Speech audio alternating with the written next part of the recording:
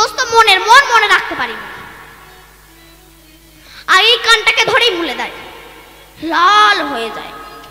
তাও কষ্ট করে আছে, দেখি পরিণতি কি হয়। তারপর মাঠে ঘাটে যখন চাষি ভাইরা বিড়ি ধরায়, ওই বিড়ির আগুন লিবে গেলে ওই গরম বিড়ি কানের ভিতর গুঁজে রেখে দেয়। ওই গরম জিনিস আমাকে সহ্য করতে হয়। তারপরে তারা কাঠের মিস্ত্রির কাজ করে, তারা পেন্সিল দিয়ে কাঠে দাগ দিয়ে পেন্সিল কানের ভিতর গুঁজে রেখে দেয়। ওই ভারী জিনিস আমাকে সহ্য করতে হয়। আর মেয়েদের কান হলে তো কোনো কথাই নেই। আগেকার মায়েরা ছোট ছোট দুল পরতো, আর এখন যা দুল পরে গাড়ির চাকা পর্যন্ত হার মানবে, ছিঁড়ে পড়ে যাচ্ছে, পাশে আর একটা ফুটো পড়তেছে। কিছুদিন পরে কোথা থেকে জন্মের করোনা এলো, মাস্ক জন্মের ঠেসা ঠেসা ধরলো। কিছুদিন পরে দুটো খুঁটি ঢুকিয়ে দিল। খুঁটি বোঝেন? খুঁটি বোঝেন? এই বলো শিষ্য, খুঁটি কি?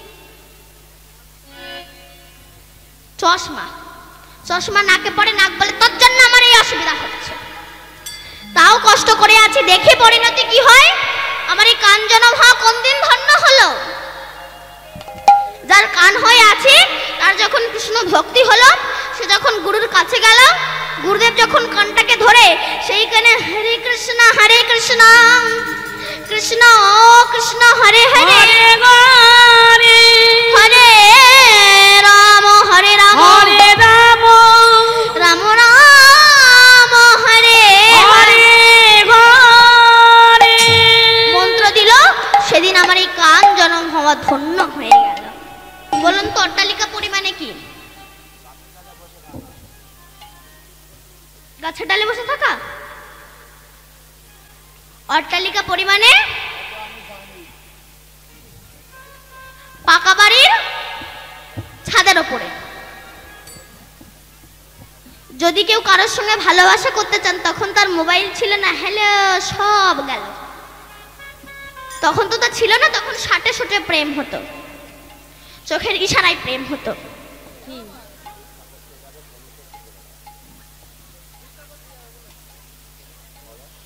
হে ভক্তমণ্ডলী এবং ভক্তিমতী মায়েরা, কমিটির পক্ষ থেকে আপনাদের কাছে ভিক্ষা করতে যাবে, আপনাদের কাছে ভিক্ষা করতে যাবে। আপনাদের যেমন সামর্থ্য আছে আপনারা দান করবেন, তবে দানের ভয়তে যেন উঠে পালিয়ে যাবেন না। যদি দেওয়ার ইচ্ছা না থাকে বসে থাকবেন, চলে যাওয়ার কোনো দরকার নেই। তবে এমন কিছু দেবেন না যা এখন ভিখিরিও নিতে চায় না। এমন কিছু দেবেন না যে যেন ঝনঝন করে বাজে, ঝনঝন করে যেন না বাজে, এমন কিছু দান করবেন। নিতাই গৌর সীতানাথ প্রেমানন্দে।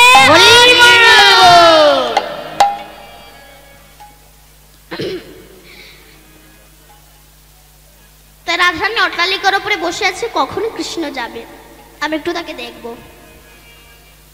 এই জন্য ভগবানকে দেখতে হলে আগে ভক্তি পথের পথিক হওয়া দরকার। এখন চার বন্ধু যুক্তি করেছে একটু আমেরিকায় যাবে। অনেক টাকা সংগ্রহ করে আমেরিকায় গিয়েছে। আমেরিকায় গিয়ে আমেরিকার 100 তলার ওপরে ফ্ল্যাটটা ভাড়া করেছে। কেন? ওখানে থাকলে আমেরিকার অনেক কিছু দেখা যাবে। 100 তলার ওপরে ফ্ল্যাটটা ভাড়া করে এক রাত আছে। পরের দিন একটু ঘুরতে বেরিয়েছে।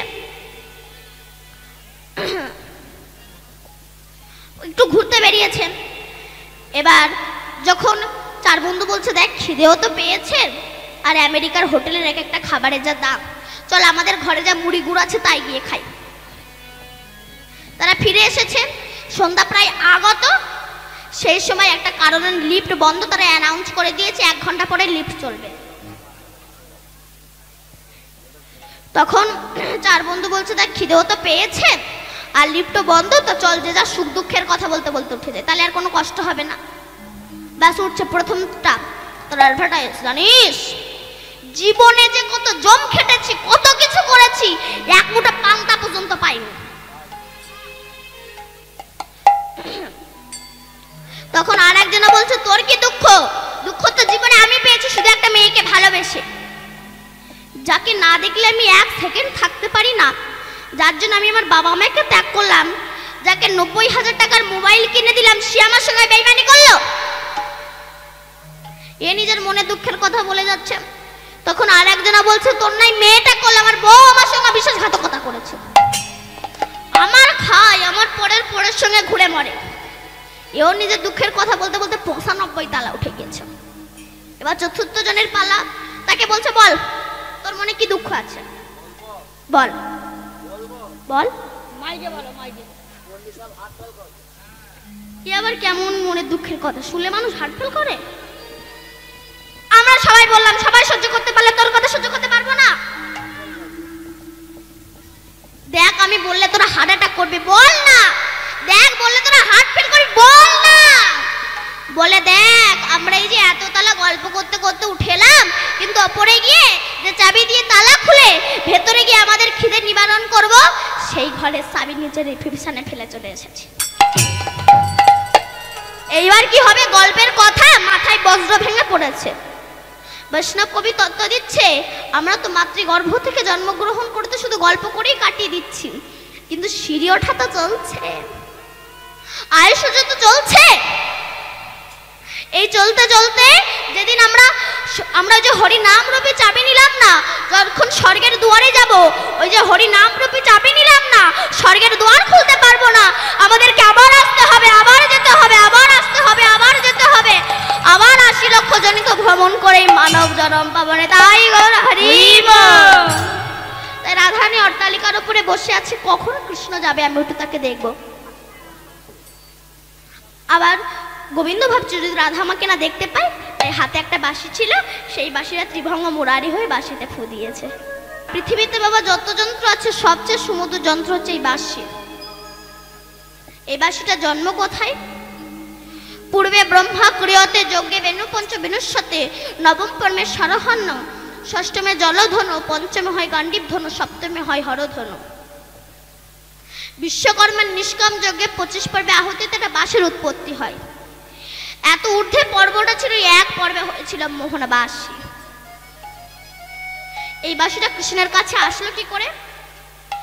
না জনক রাজা প্রচার করেছিল এই হরধনুটাকে, এই ধনুকটাকে যে ভাঙতে পারবে তাকে আমি আমার কন্যা দান করব। সবাই এসেছিল, কেউ ভাঙতে পারেনি। শেষে যখন রামচন্দ্র এসেছিল, হরধনু বলেছিল, প্রভু তোমাকে কষ্ট করে ভাঙতে হবে না, আমি নিজেই ভেঙে যাব, তবে প্রভু কথা দাও একবার যদি করে তোলো করবানে হাত, আমাকে নিচে নামাবে না। ভগবান কথা দিয়েছিল, হরধনু তুমি ত্রেতা যুগে আমার হাতে হরধনু ধনুক হয়ে থাকবে, দাপর যুগে তুমি হবে মুরলী, আর কলি যুগে তুমি হবে আমার হাতে দণ্ড। যখন দাপর যুগে তুমি আমার হাতে মুরলী হবে, সে সময় এক সময় আমি তোমায় অধরামৃত দিয়ে বাজাবো। অধর মানে ঠোঁট, আর কৃষ্ণের সারা অঙ্গই তো মধুর, যখন মধুর ঠোঁট লাগে মধুর মতো বাঁশি বেজে ওঠে। সেই বাঁশির ধ্বনি আজ আমার রাধারানী শ্রবণ করেছে, শ্রবণ করে আকুলা বিকুলা হয়েছে। ডাক যদি সঠিক হয়, তোমাকে ভগবানের কাছে যেতে হবে না, ভগবান নিজে আসবে তোমার কাছে।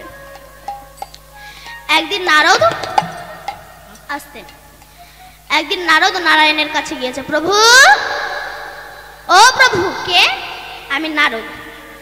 তখন নারায়ণ বলল, নারদ আমি এখন একটু বিজি আছি, তুমি একটু পরে এসো। এই বলে ভগবান চলে গেছে। তখন নারদ মনে মনে ভাবলো, আমি এলাম, আমারে বিজি বলে চলে গেল, আমি ইজি না করে ছাড়বই না। রাগ হয়েছে তো, আমি এলাম, আমাকে বিজি বলে চলে গেল। এখন সুন্দরবনের ওপর দিয়ে যাচ্ছিল, যখন যাচ্ছিল দেখলো একটা ব্যাধনন্দন মানে ব্যাধের ছেলে জঙ্গলে জাল পেতে বসে বসে কাঁদছে। এমন সময় নারদ ঢেকিটা নামিয়েছে। বাবা ব্যাধনন্দন, তুমি কাঁদছো কেন? কি হচ্ছে তোমার, কাঁদছো কেন? তখন সেই ব্যাধনন্দন মানে ব্যাধের ছেলে বলছে, হে গুরুদেব, আমি আপনাকে চিনি না জানি না, আমি আপনার কাছে বলছি, এই 4-5 দিন মতো হচ্ছে আমার জালে একটা হরিণ ধরা পড়ে না, আমার বাচ্চাগুলো হরিণের মাংস না খেতে পেয়ে মরে গেল, তাই আমি কাঁদছি। তখন নারদ বলে আজ থেকে হরিণ পাবে। কি আমি তোমাকে একটা মন্ত্র দিলাম, ওং নমঃ ভগবতে